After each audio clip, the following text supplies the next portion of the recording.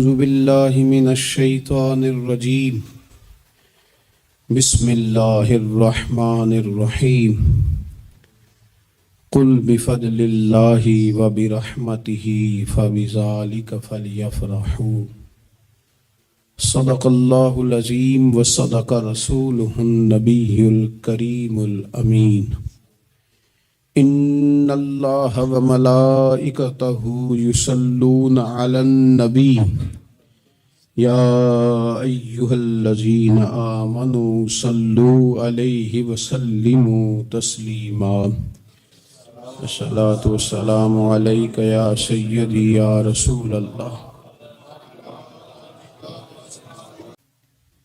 دیکھو جی، عرب شریف والوں نے وہاں سینمے کھلوا دیے، تم تو تنقید کر کے چپ کر گئے نا۔ یہ وہ مقام کرب ہے، یہ وہ مقام خوف ہے۔ جب عرب کی دھرتی پہ عورتیں ناچیں گی تو مجھے بتاؤ نا، امام حسین کے دل پہ کیا گزرے گی؟ امام حسن کو کیا اس سے اذیت پہنچے؟ آپ کو پتہ ہے سیدہ پاک کو کتنی تکلیف ہوگی، مولا کائنات کو کتنی ہوگی، عثمان غنی کو، فاروق اعظم کو، صدیق اکبر کو۔ تمہیں پتہ ہے یہ عرب کا ملک کسی ایک شخص کی حکومت کی جگہ نہیں ہے، یہ کسی خاندان کا نہیں ہے، کسی قبیلے کا نہیں ہے، کسی سیاستدان کا نہیں ہے۔ یہ عرب شریف تو میرے نبی پاک کا وطن ہے۔ اس وطن میں جب گانے باجے ہوں گے، ڈھول ڈھمکے ہوں گے، تماشے ہوں گے، حضور کے قلب نور کو کتنی تکلیف ہوگی۔ اور ہم ہیں کہ مذاق بنا ہوا ہے۔ کہاں ہیں وہ لوگ جو روز کہتے تھے موویاں بنا بنا کے غریب لوگوں کو پکڑ کے کہتے تھے یہ فلانی غلط حرکت کر رہا ہے، یہ فلانی۔ تمہارا فتویٰ غریب کے حق میں اور ہے اور امیر کے حق میں اور ہے۔ اب بھی تو کوئی 2 ویڈیو بنا دو نا کہ یہاں یہ ظلم ہو رہا ہے۔ اور جب سال گزریں تو قومیں اپنا حساب کرتی ہیں، اور میرا اور آپ کا سال وہ گزر رہا ہے جہاں قرضہ زیادہ لے لیا گیا ہے، جہاں قومیں گروی رکھی جا رہی ہیں، جہاں ہمارا ہر پیدا ہونے والا بچہ مقروض پیدا ہوتا ہے، لیکن مزاج بن گیا نا، بس مناؤ، جو ملتا ہے اسے مناؤ۔ یہ کس نے شوق پیدا کیا ہمارے بچوں کے اندر روز شادیوں پہ جانے کا، تیار ہو کے جانے کا؟ کس نے شوق پیدا کیا؟ بڑوں نے۔ نہ مانے بزرگ، بڑوں نے شوق پیدا کیا۔ ہم نے ابلاغ اس طرح کا کیا، او کدی کدی موقع آنا ہوں ہے، انہوں بھی نہ جائیے، ورنہ ہمارے بچوں میں شوق کبھی نہ آتا۔ ہم نے ابلاغ کیا ہے، ہم نے توجہ دلائی ہے۔ بچے چھٹیاں کر رہے ہیں، یہ ہم پریشان ہیں ان دنوں میں۔ پیپر بچوں کے قریب ہیں مدرسے کے، اور چوتھے دن کو بچہ درخواست لے کے آ جاتا ہے فلانے کی شادی ہے، فلانے کی شادی ہے۔ میرے ابا جی کہا کرتے تھے، تھوڑے سے ہم بڑے ہوئے تو ابا جی شادی پہ جانا ہے تو کہتے تھے جوان منڈے دا کی کام میں بیاہ تے جانے دا، ہم جائیں گے نا تمہاری اماں جائے گھر رہو آرام سے۔ ہمارے پرانے بزرگ اس طرح کی تربیت کرتے تھے، کہتے تھے تمہارا مطلب کیا، اس شادی پہ تم نے کیا کرنا ہے؟ اور یہاں سارا کام ہی بچے اور بچیوں کو دے دیا گیا، بچے اور بچیوں کو، اور تیار کر کے نہیں جاتا۔ کسی خاص جگہ پہ کوئی مجبوری ہو جائے، قربت اتنی زیادہ ہو کہ رہا نہ جائے، تو کبھی نکاح پڑھانے کے لیے جاؤں نا تو بس میرے کانوں سے آواز ٹکراتی نہیں، لیکن میں سمجھ جاتا ہوں کہ کیا باتیں گونج رہی ہیں۔ اور پردہ ہی کر لو تھوڑا سا، وہ کہتے ہیں پردہ، یہ بچی کے نکاح کی مووی نہ بنی تو فلم بھی نہیں مکمل ہوگی۔ اس خوشی کے موقع پر بھی آپ یہ کہہ رہے ہیں کہ لو جی پردہ کرو اور دوپٹہ لو، تو اتنے پیسے دیے وہ بیوٹی پارلر والے کو، وہ کدھر جائیں گے؟ کون ہیں یہ لوگ سارے؟ میں اور آپ نہیں ہیں، ہم ہی تو ہیں یہ سارے۔ یہ کس پر تنقید کر کے ہم چپ کر گئے ہیں؟ ہم سارے خود ہیں، اور ہم سب مل ملا کے اس سوسائٹی کا حصہ بنتے جا رہے ہیں۔ اب تو بھائی وہ مہنگے میرج ہال کے اندر جب میرج ہال لیا جاتا ہے تو ایک سمت عورتیں، ایک سمت مرد، اور بیچ میں پردے کا بندوبست بھی نہیں کرایا جاتا، چونکہ یہ تو دکھیا نوس لوگ ہیں جو پردہ کراتے ہیں۔ وہ کہتے ہیں وہ لوگ اتنی تیاری کی، کپڑے دکھانے کس کو ہیں؟ تم پردہ کرا رہے ہو۔ خدا سے ڈریں، مسلمان ان ابس کاموں کے لیے نہیں ہے، تو اونچے مقاصد کے لیے آیا، تو دیکھنا تیری تو بڑی عظمت ہے۔ بہت سارے مواقع زندگی میں اسے دیکھنے نصیب ہوتے ہیں۔ ہمارے ہاں کچھ تقریبات کی جاتی ہیں، خوشی کے موقع پر بھی اور غم کے موقع پر بھی۔ خوشی کی تقریبات بھی پہلے بڑی مختصر، جامع، پروقار اور وزادار ہوتی تھی۔ نکاح کا مطلب ہے دو گواہوں کی موجودگی میں ایجاب و قبول کرنا۔ مختصر سے لوگوں کے بیچ بیٹھ کے نکاح ہو جاتا تھا، مختصر سے لوگ ولیمے کی دعوت کے بعد دعائے خیر پر اپنے اپنے گھروں کو چلے جاتے تھے۔ ہندوستان میں مسلمانوں نے ہندوؤں کو دیکھا کہ وہ مہندی کی رسم کرتے ہیں، اس پر پھر اتنی زیادہ توجہ لوگوں کی بڑھ گئی کہ وہ باقاعدہ شادی کا حصہ بن گئی، باقاعدہ اس پہ بہت بڑا سرمایہ خرچ ہونے لگ گیا۔ پھر اس کے ساتھ ساتھ فی نفس ہی عورت کا ہاتھوں پہ مہندی لگانا تو ناجائز نہیں، لیکن اس میں پھر ایک باقاعدہ تقریب رکھ لینا، پھر مرد عورتوں کا اکٹھے ہونا، پھر ڈھول ڈھمکا ہونا، پھر شور شرابہ ہونا، اس کی شریعت قطعاً اجازت نہیں دیتی۔ پھر یہ ہوتا تھا کہ شادی سے قبل جب رشتہ طے ہوتا تھا تو طریقہ یہ تھا کہ لڑکی اور لڑکے کا نکاح کر دیا جاتا تھا اور مناسب وقت پر رخصتی ہو جاتی تھی۔ نبی پاک صلی اللہ تعالی علیہ وسلم نے حضرت سیدہ عائشہ صدیقہ رضی اللہ تعالیٰ عنہ کے ساتھ نکاح کیا اور 3 سال کے بعد رخصتی ہوئی۔ چلیں بعد میں لوگوں نے اگر نکاح نہ کیا تو پھر کہا کہ نسبت طے کر دی ہے۔ یہ بڑا سونا، اچھا، صاف ستھرا فکرہ تھا۔ اب باقاعدہ اس نام کو منگنی کا نام دے دیا گیا، اور ہم دوسروں کی چال چلتے چلتے اپنی وفاداری بھولتے جا رہے ہیں۔ دیکھا دیکھی نا لوگوں کی، دیکھا دیکھی۔ میرج ہال کا تصور صرف اتنا تھا کہ اب آبادیوں میں جگہ موجود نہیں ہے تو باقاعدہ ایسے ہال بنا لیے جائیں جن میں نکاح آسانی سے ہو جائے، لیکن اب تو مہنگے سے مہنگا ہال، اس میں پھر سہولیات، پھر اس میں آسانیاں، پھر کھانے کی بھرمار اور مختلف ڈشیں، یہ سوائے اپنے اوپر بوجھ ڈالنے کے، امیر بوجھ ڈالتے ہیں، غریبوں کو پریشان کرتے ہیں، ان کے بچے دیکھا دیکھی اس چکر میں پڑ جاتے ہیں، حالات سنگینی کا رخ اختیار کر جاتے ہیں۔ منگنی باقاعدہ میرج ہال میں ہونے لگ گئی۔ اللہ تعالیٰ معاف فرمائے تو وہاں بھی مردوں عورتوں کا اختلاط ہے باقاعدہ۔ ابھی اس کا نکاح نہیں ہوا، وہ تو غیر محرم ہے، اس کو انگوٹھی دی جاتی ہے پہنانے کے لیے، اور لڑکا لڑکی کے ہاتھ میں انگوٹھی پہنا رہا ہے۔ ناراض نہ ہونا، حاجی صاحب بھی کھڑے ہوتے ہیں، نمازی صاحب بھی کھڑے ہوتے ہیں، وہ صاحب بھی کھڑے ہوتے ہیں جو مذہبی تقریبات میں آگے آگے دکھائی دیتے ہیں، لیکن یہاں دین ہی نہیں یاد آ رہا۔ کوئی شخص کلام کرنے کو تیار ہی نہیں ہے کہ میاں یہ تو حرام ہے، حرام ہے، اشد حرام ہے۔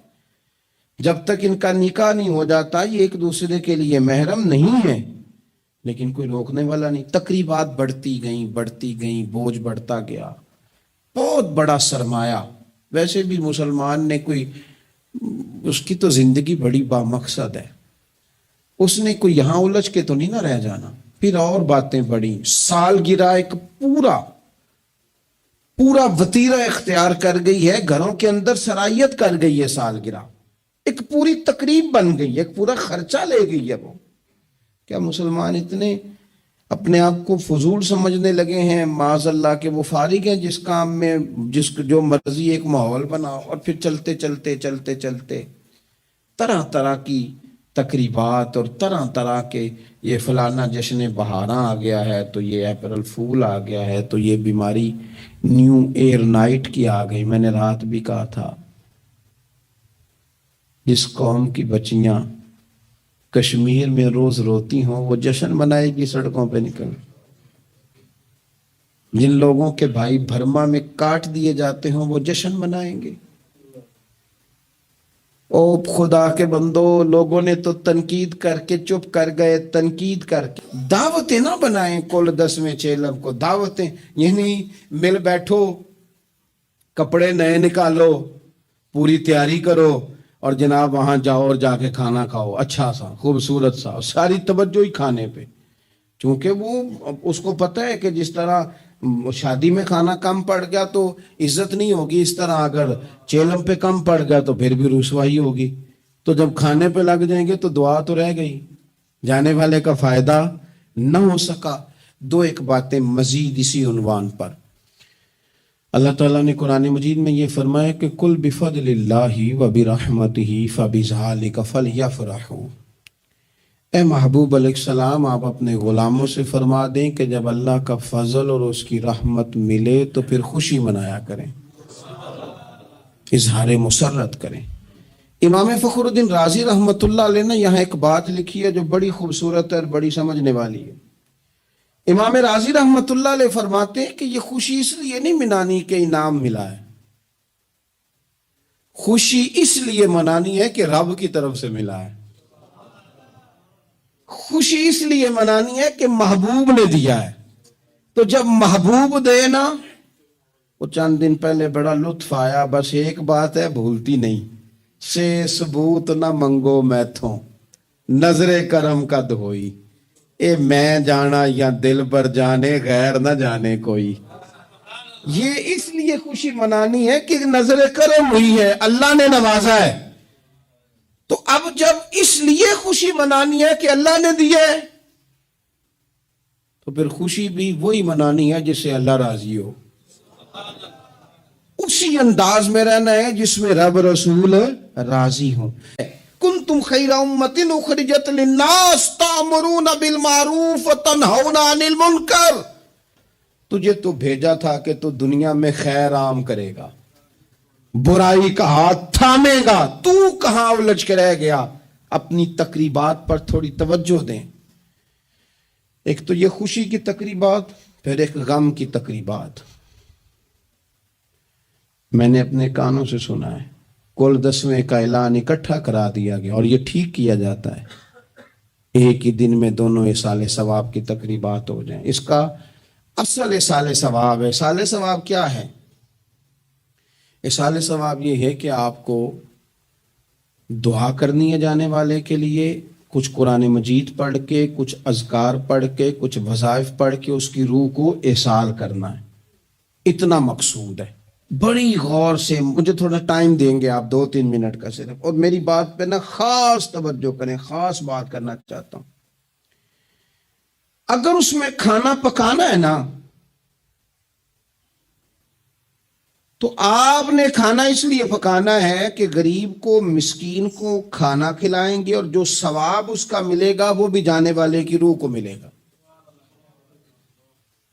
لیکن اگر آپ اس میں دعوت پکا لیں، دعوت رشتہ داروں کی، یاروں کی، وہ تو بھائی دعوت ہے. ایک ہے کہ آپ نے کوئی ایسا کام کیا جس سے جانے والے کی روح کو، ہوٹل میں بیٹھ کے کھانا کھایا 4 بندوں نے، موج کی، مرضی کا انہوں نے گوشت اڑایا، تو وہ کہیں اس کا ثواب جائے گا. یہ جو دعوت کا لفظ ہے نا کہ دعوت کی، امیر لوگ سارے اکٹھے کیے، رشتہ دار، دوست احباب، سیاسی سب آ گئے. اب آپ نے وہ دعوت کی اور نام آپ نے ختم شریف کا دے دیا. آپ تھوڑی گہرائی سے سوچیں کہ یہ ختم بنتا ہے؟ ویسے ذہن قبول کرتا ہے کہ یہ ختم شریف ہے؟ اب میں کہہ لوں، اب میں یہ بات کر لوں کہ ہمارے ہاں کچھ ولیمہ نما چہلم بھی ہوتے ہیں. ولیمہ نما چہلم، وہ ٹائٹل چہلم کا ہے اور اندر جا کے دیکھو تو ماحول سارا ولیمے کا ہے. تو یہ اصال ثواب ہے؟ آپ بتائیں ذمہ داری سے کہ یہ اصال ثواب ہے؟ آپ غرباء کی دعوت پکائیں گے، غریبوں مسکینوں کی، ان کی دعوتیں. اعلیٰ حضرت بریلوی رحمت اللہ نے لکھا ہے جائز نہیں ہے دعوت کرنا اس طرح. ہاں آئے ہوں کھانا کھا جائیں، فی نفس ہی رشتہ داروں کو کھانا کھلانا، دعوت کھلانا ثواب ہے، لیکن ختم کو چیلم کو 10ویں کو دعوت بنا لینا یہ درست، ویسے ان کو دیں آپ ثواب ہے، لیکن ہمارے ہاں تو مطلب عجیب سا ایک ماحول ختم شریف، یعنی کل 10ویں کا اکٹھا اعلان ہو گیا، میں موجود تھا تو کہنے لگے ویکھو انہیں پیسے لگے جے بچانا، خدا کے بندو یوں تو نہ کرو۔ ایک ان کا والد چلا گیا، والدہ چلی گئی، کوئی عزیز چلا گیا، اور دوسرا یہ کہ آپ یہ بتائیں گھر سے روٹی نہیں ملتی، صرف ختم کی ملتی ہے۔ اتنی چھوٹی سوچ کون پیدا کرتا ہے؟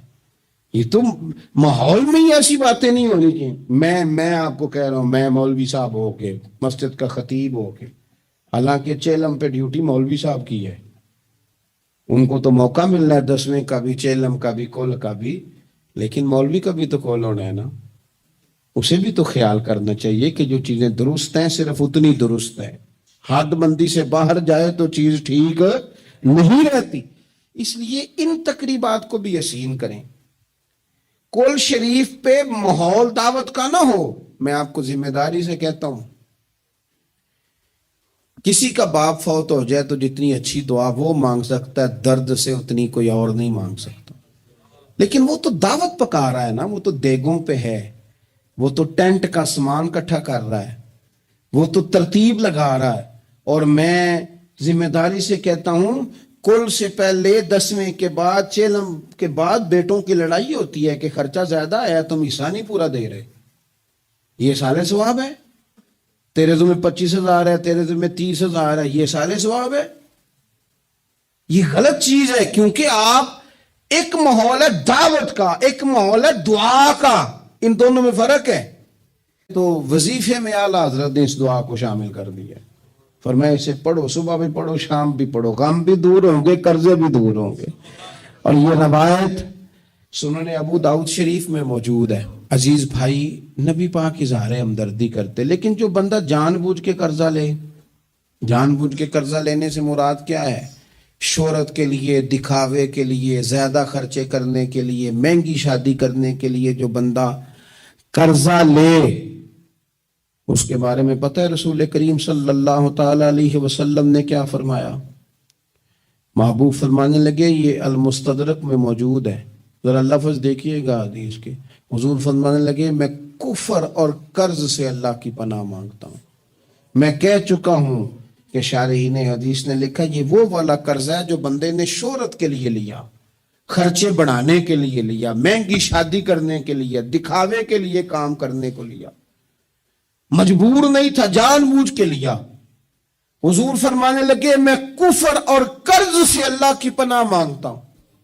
تو صحابی نے عرض کی یا رسول اللہ، آپ قرض اور کفر کو برابر کر رہے ہیں، ایک جگہ ذکر فرما رہے ہیں؟ تو حضور نے فرمایا ہاں میں ایک جگہ ذکر کر رہا ہوں، میں ان دونوں کا ذکر اکٹھا کر رہا ہوں، کفر اور قرض۔ اتنی بڑی بات، اعتدال میں رہیں، کم سے کم قرضے، اور یہ سارا کچھ ہو سکتا ہے، کوئی مشکل کام نہیں ہے۔ دوسری بات، ایک تو شادی میں خرچ کم سے کم کریں تقریبات میں، اور دوسری بات یہ کہ اعتدال میں۔ ایک قرضہ وہ ہے جو انسان مجبور ہو کے لیتا ہے، کوئی مجبوری آ گئی، کوئی تنگ دستی آ گئی، کوئی نقصان ہو گیا، ایسے مقروض کے ساتھ تو نبی پاک صلی اللہ تعالی علیہ وسلم نے نا اظہار ہمدردی فرمایا، ایسے مقروض کو مہلت دینے کا کہا ہے جو مجبور ہو کے قرض لیتا ہے۔ حضور صلی اللہ علیہ وسلم نے فرمایا اگر تم نے کسی شخص سے قرض لینا ہے اور وہ تنگ دست ہے تو تم اسے مہلت دو، تم جتنے دنوں کی اسے مہلت دو گے نا، اور جتنے پیسے تم نے لینے ہوں گے اتنے ہی پیسے روز اللہ تمہیں صدقہ کرنے کا ثواب عطا فرمائے گا۔ اظہار ہمدردی کیا، اور کریم ہے نا محبوب، لاجبال ہے نا محبوب، عطائیں کرنے والے ہیں نا محبوب۔ کون دیتا ہے دینے کو منہ چاہیے، دینے والا ہے سچا ہمارا نبی، اور مانگیں گے مانگے جائیں گے، منہ مانگی پائیں گے، سرکار میں نہ لا ہے نہ حاجت اگر کی ہے۔ حضور فرماتے ہیں، ابن ماجہ میں محبوب کریم علیہ السلام کا فرمان موجود ہے، محبوب فرماتے ہیں میں مومنوں کی جانوں سے بھی زیادہ قریب ہوں اگر میرا کوئی مسلمان مومن میرا امتی فوت ہو جائے اور اس کے ذمہ قرض ہو تو مجھ سے آ کے لے لینا، میں اپنے امتی کا قرض ادا کر دوں گا۔ اور حضور سید عالم صلی اللہ تعالی علیہ وسلم، میں پھر کہہ رہا ہوں، اس میں کئی روایات آپ کے سامنے رکھ سکتا ہوں۔ حضرت ابو امامہ رضی اللہ تعالیٰ عنہ انصاری صحابی ہیں، فرماتے ہیں میں بڑا پریشان تھا اور مسجد میں بیٹھا تھا۔ قرض بہت بڑی اذیت ہے، مقروض قیدی ہے، صحت ہونے کے باوجود بیمار ہے، گھر ہونے کے باوجود بے گھر ہے، ساری آسانیاں ہونے کے باوجود تکلیف میں ہے، چونکہ مقروض ہے، ہر وقت کی اذیت ہے، ہر وقت کی ٹینشن ہے۔ حضرت ابو امامہ رضی اللہ عنہ فرماتے ہیں میں مسجد میں بیٹھا تھا، قربان جائیں نبی کریم علیہ السلام تشریف لائے اور محبوب کے میٹھے اور مد بھرے جملے، کک سواد نہیں مشری اندر، اسی کھنڈا میں چک ڈٹھیاں، انہاں ساریاں شیواں نالوں گلاں سجن دیاں مٹھیاں۔ محبوب نے فرمایا ابو امامہ کیا بات ہے یار، یہ وقت نہیں مسجد آنے کا، اور اس وقت کے اندر میں تمہیں مسجد میں دیکھ رہا ہوں، اس وقت کیوں بیٹھے ہو؟ عرض کرنے لگے حضور مجھے قرض نے پریشان کر دیا، آزمائش میں آ گیا، حضور کیا کروں؟ تو نبی کریم نے فرمایا میں تمہیں دعا سکھاتا ہوں نا۔ حضور نے دعا سکھائی، کہا پڑھو اللہم انی اعوذ بک من الہم والحزن واعوذ بک من العجز والکسل واعوذ بک من الجبن والبخل واعوذ بک من غلبۃ الدین وقہر الرجال۔ فرمائے اس دعا کو پڑھا کرو، اللہ خیر کر دے گا۔ حضرت ابو امامہ فرماتے ہیں لوگوں میں نے یہ دعا پڑھی، میرے نصیب دیکھو، پڑھی میں نے پر سیکھی میں نے ڈائریکٹ حضور سے ہے۔ میں نے یہ دعا پڑھی، اللہ نے میرے قرضے بھی دور کر دی اور میرے غم بھی سارے دور کر دیے۔ تیسری گزارش تقریبات کے حوالے سے، تیسری اور آخری یہ ہے کہ ہم نہ شادی ہو، بیاہ ہو، کوئی بھی معاملہ ہو، ہمارا یہ مزاج بن گیا ہے کہ ہم نہ تعلقات نبھاتے ہیں، دفتر کے لوگوں کو بلائیں گے، ہمارے جو بزنس کے متعلقہ لوگ ہیں ان کو دعوتیں دیں گے، جن لوگوں سے ہمیں کوئی سیاسی سماجی کام پڑ سکتا ہے انہیں بلائیں گے، دعوت بھی کبھی کھلائیں گے تو کوشش کریں گے اس بندے کو کھلائیں جو بندہ نا جس کی ذرا فوٹو صحیح آتی ہے، لائکس اچھے ملتے ہیں۔ اسی طرح کا معاملہ شادی میں ہم نے کر لیا ہے، صرف اپنے فائدہ دیکھ کے، نفع دیکھ کے، بلکہ اخباروں میں بعض میں خبر آتی ہے فلاں کے بیٹے کا ولیمہ سیاسی اجتماع بن گیا، غرباء کو موقع نہیں ملتا۔ ہمارے استاد صاحب اپنی ذاتی حیثیت رکھتا ہے، اپنی تقریبات کو شستہ کریں، سنجیدہ کریں، صاف ستھرا کریں، جتنی بھی قباحتیں ہیں، اخلاقی ہیں، مالی ہیں، ان کو دور کریں۔ ہم مسلمان ہیں، مسلمان بڑا سنجیدہ سا ہوتا ہے، سونا سا ہوتا ہے، اس کے رویے بڑے میٹھے ہوتے ہیں، اس کے آنے جانے کے معاملات میں شائستگی ہوتی ہے، اسے دیکھ کے پتہ چلتا ہے کہ یہ رسول اللہ کا ماننے والا ہے، یہ نبی کریم علیہ السلام کا تربیت یافتہ امت ہے۔ اللہ تعالیٰ سمجھ عطا فرمائے۔ آخر دعوانا الحمدللہ۔